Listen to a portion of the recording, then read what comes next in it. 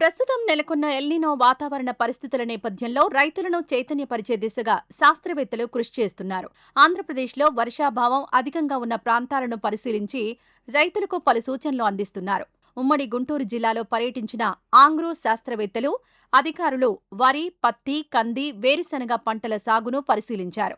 కాలువలు, వాగులు, కుంటలు, భూగర్భ జలాలను జాగ్రత్తగా వినియోగించుకోవాలని సూచిస్తున్నారు. ఇక్కడి రైతులు వరిలో నేరుగా విత్తే విధానాలను అవలంబించడం వల్ల నీటిని పొదుపుగా వినియోగించుకునే అవకాశం కలిగిందన్నారు.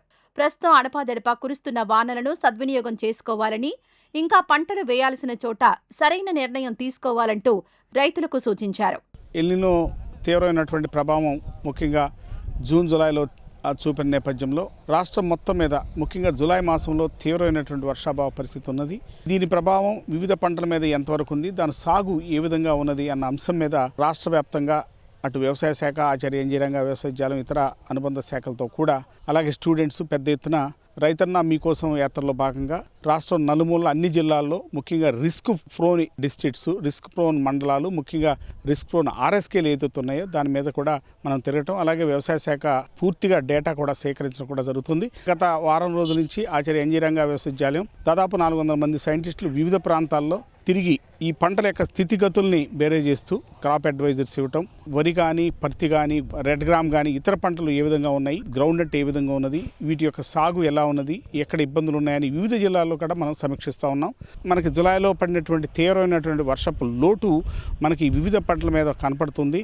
కాకపోతే ఒక శుభ సూచన ఏంటంటే ఐఎండీ ఏదైతే ఈ మాసంలో మంచి వర్షాలు కురుస్తాయని చెప్పి ఒక ఆశాజనకమైన సూచన ఇచ్చిందో దాని మీద రైతాంగం ఇప్పుడు సాగు చేసినటువంటి వరి కానీ, ఇతర పంటలు కానీ దాని మీద ఆస్తున్నారు. గత 3-4 రోజుల నుంచి కొన్ని ప్రాంతాల్లో ఒక మోస్తరు నుంచి మంచి వర్షాలు పడటం కూడా ఒక రకంగా శుభసూచనగా చెప్పుకోవచ్చు. ముఖ్యంగా మనకి సాగర్కి ఆ పై భాగంలో అంటే ముఖ్యంగా శ్రీశైలంలో మంచి వరద రావడం అన్నది కూడా ఒక శుభసూచనగా రైతాంగం ఆశ పెట్టుకున్నారు. కృష్ణా డెల్టాలో వరి సాగు ఎక్కువగా చేస్తారు. దానికి మాకు ఒక రకంగా చెప్పాలంటే వరప్రసాదంలాగా ఈ పట్టిసీమ వాటర్ రావటం వల్ల చాలా ప్రాంతాల్లో వరి సాగు ముందుకెళ్తుంది.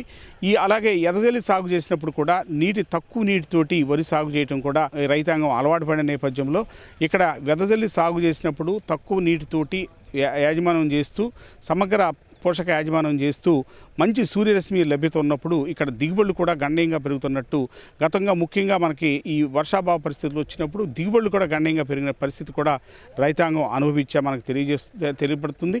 ఈ విధంగా వరి రానున్న 4-5 రోజుల్లో ఒక మాదిరి వర్షం పడినట్టయితే ఈ పంటకి ఏ విధమైనటువంటి నష్టం ఉండదు.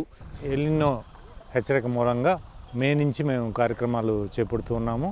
ఫార్మర్స్కి అవేర్నెస్ క్రియేట్ చేస్తూ ఏం జాగ్రత్తలు తీసుకోవాలి, ఎందుకంటే ఎల్నినో మూలంగా సముద్ర జలాలు వేడెక్కేసి వాతావరణం మార్పు చెంది నైరుతి ఋతుపవనాల మీద ప్రభావం చూపించడం మూలంగా టోటల్గా రెయిన్ఫాల్ తగ్గటమే కాకుండా దాని డిస్ట్రిబ్యూషన్ కూడా తగ్గిపోయి ఒకవేళ వాన వచ్చినా పంట వేసుకున్నప్పటికీ ప్రొలాంగ్ డ్రై స్పెల్స్ మధ్యలో రావడం మూలంగా ఫార్మర్స్ ఇబ్బంది పడతారని వాళ్ళకి తెలియచేస్తూ మేము కూడా క్యాంపెయిన్ చేయడం మొదలెట్టాము. వ్యవసాయ శాఖ వారితో అలాగే ఆర్వైఎస్ఎస్ వారితో అనుబంధ సంస్థలతో అందరితో కలిపి మా యూనివర్సిటీ స్టాఫ్ కూడా 4,000 మందిని, మొత్తం 400 మంది టీచర్స్ని, అలాగే 2,000 మంది స్టూడెంట్స్ని, కేవీకే డాటా సైంటిస్ట్ని అందరిని కూడా టీమ్స్గా విలేజ్కి పంపించి జోనల్ వైజు క్రాప్ రికమెండేషన్స్ వారికి తెలియజేయడం జరుగుతూ ఉంది.